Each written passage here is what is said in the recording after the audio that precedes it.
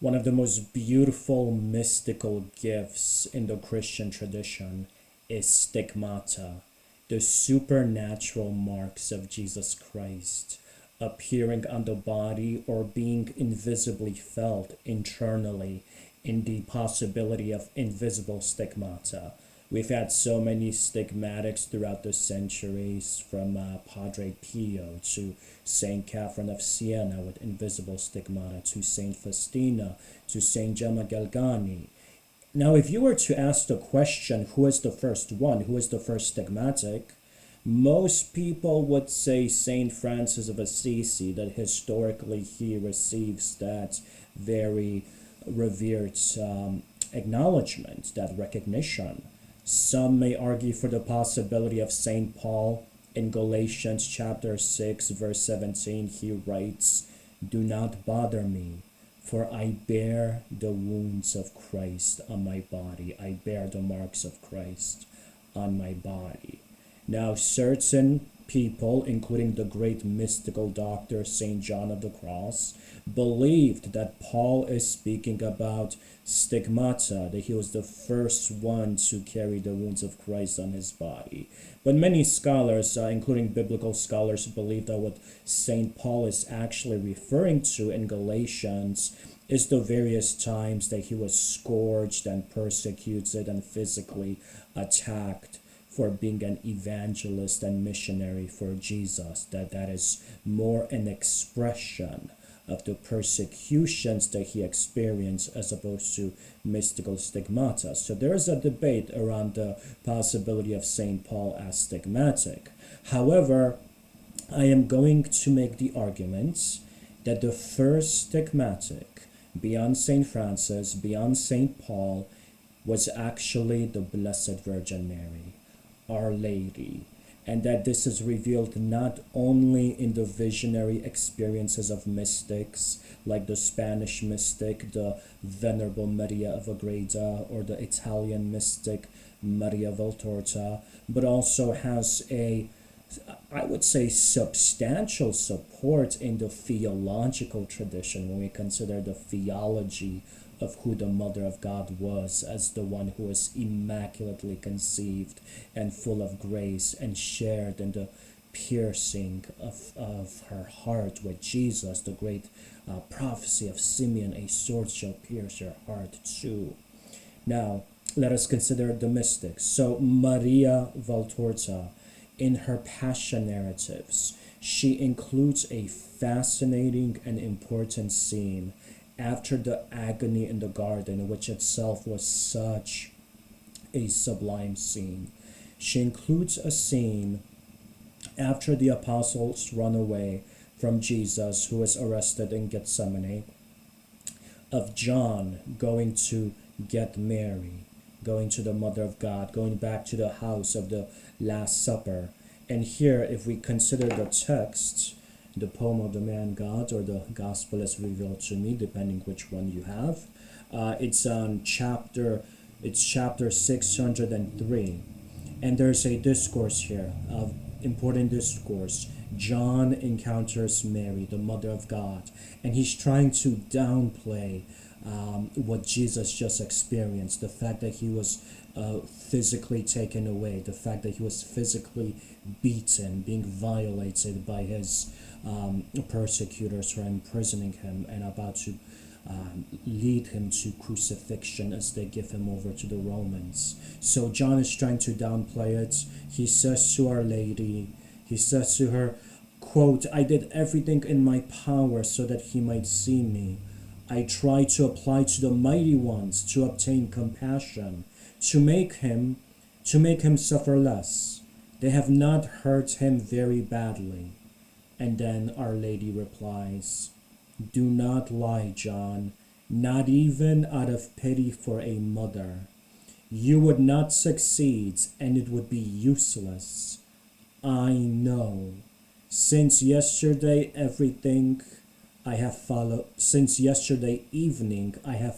him in his sorrow. You cannot see it, but my flesh is bruised by the same scourges as his. The same thorns are piercing my forehead. I felt the blows, everything. Beautiful and powerful. Our Lady already experiencing on Holy Thursday this interior participation in the Lord's passion and her Son's passion, this stigmata. What's fascinating here is that this is Holy Thursday. We're not even, this is the night of Holy Thursday. We're not even at the crucifixion yet, not even at Calvary yet, not even in Friday morning yet, what is to become Good Friday. And yet she says already, I have felt the same scourges as his, the same thorns are piercing my foreheads. So even before he receives the crown of thorns, she's already feeling it. So in some ways here, Our Lady may have received the full stigmata as Jesus' passion is beginning on Holy Thursday, and even before he feels the crown of thorns, even before he is scourged on Friday, she's already feeling those wounds, a precursor to his actual experience. Now, Maria Valtorta makes this clear. What's interesting is that other mystics have also pointed to this reality. The Venerable Maria of Agreda, the Spanish mystic who received the revelations of the life of Our Lady, known as the mystical city of God. She writes in those revelations that Our Lady asked on Holy Thursday God the Father for a special request, a special gift. She said, Father, please allow me to suffer with him. Please allow me to feel in my body everything that he's going to experience. And please take away all spiritual and emotional consolation from me. Because, Father, it will be more difficult for me to see him suffer alone than to have the grace of suffering with him. What a beautiful proclamation. We get a taste of the depths of Our Lady's beautiful, immaculate, pierced heart, that as a mother who loved Jesus like no one else, for her it would be more difficult to see him suffer alone than to have the gift, the privilege to experience the absolute agony, physical, spiritual, emotional, of suffering with her beloved child and Son and Messiah, Christ the King. Profound reality. So we have mystics who support this reality in their visionary experiences, that Our Lady had the first experience of stigmata. Are there also theological supporters? Yes, there are. Consider this. St. John of the Cross, the great mystical doctor. He's titled the great mystical doctor because of the contribution that his writings have made to mystical theology and spirituality.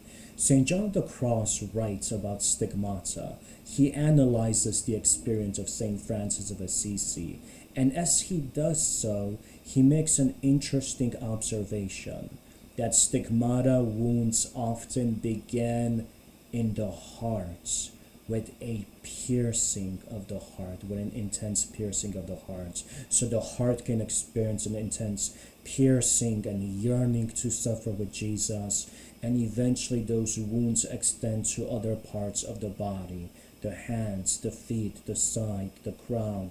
The scourging wounds potentially depends how much of the stigmata a person receives. But when you consider that John proclaims that it begins with the piercing of the heart, we have a direct connection to Simeon's prophecy in the Gospel of Luke, where he looks at Our Lady and he says, a sword shall pierce your heart too. That prophecy may have not only been referring to the immense grief that our mother is going to experience at Calvary, but also to stigmata, the beginning of stigmata, the beginning of the piercing of her heart that will extend to other parts of the body, as the mystics Valtorta and Maria the Greater explain in their visionary experiences. Also, when you simply consider the devotion of Our Lady's pierced heart, of making reparation to her pierced heart. That pierced heart is often featured in juxtaposition with Jesus and his heart being pierced by a crown of thorns, her heart being pierced by a sword, the sword of Simeon's prophecy.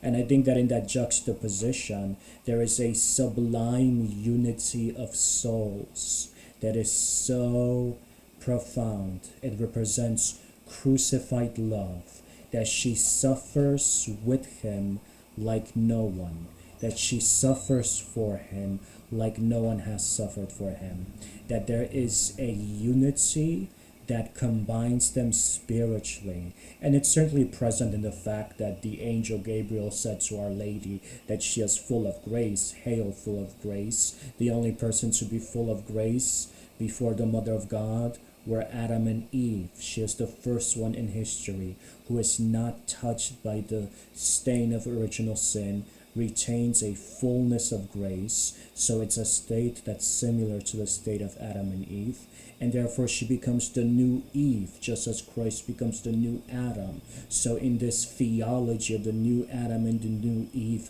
you have a special union, a special salvific mission that she shares, participating in the redemption of Jesus Christ. And therefore it would make perfect sense for Our Lady as the one who is the new Eve and has this special participation with Jesus, giving him his flesh, flesh of her flesh, giving him his flesh which became crucified on the cross, that she too would experience a participation in that crucifixion. Even on a natural level, there's something here. I was once doing a book signing for my book, For the Love of Mary, which has a chapter in it called the Stigmata of Mary. And I was giving a talk about this topic of her stigmata. And I remember after the book signing, somebody came up to me, a woman came up to me, and I will never forget what she said to me. She said to me, "You know what, Father? It's not difficult for me to believe that Our Lady felt the wounds of Jesus during his passion. You know why? Because when my daughter was raped, I felt it as if it was happening to myself. I felt all of it. And it was a remarkable statement. Shocking, traumatic, but also beautiful statement. Beautiful in the sense that it speaks to a deep, profound spiritual and emotional connection that exists between a mother and her child, and how sometimes the mother can feel the trauma internally of what the child is experiencing as if it was happening to her. That there is something special to that biological connection that has with it a certain emotional and spiritual prowess that connects two lives. And so even on that interesting natural level, it would make sense for Our Lady to be the first stigmatic.